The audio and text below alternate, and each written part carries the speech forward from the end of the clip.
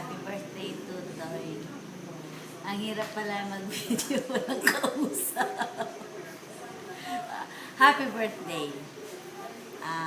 Magbabait ka na. Tama na yung laro.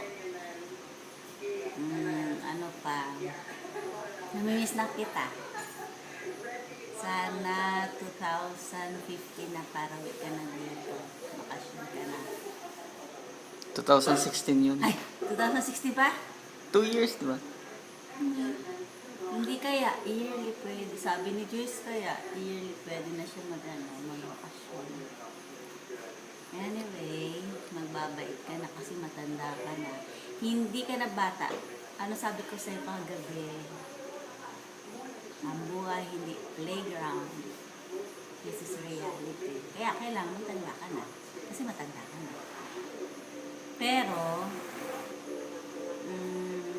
huwag mong kakalimutan lahat ng mga bili namin ni Daddy. Alam mo na kung ano-ano yung mga yun. Ang mahalaga, yung importante. Ang hirap magsalita ng nakausap. Basta alam ko tayo, mahal kita. Yun lang. Mahal na mahal. Ganito kalaki.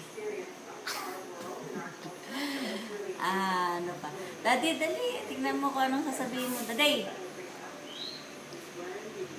Para may coach. Daddy! Ay, pagod sa daddy. Ano pa?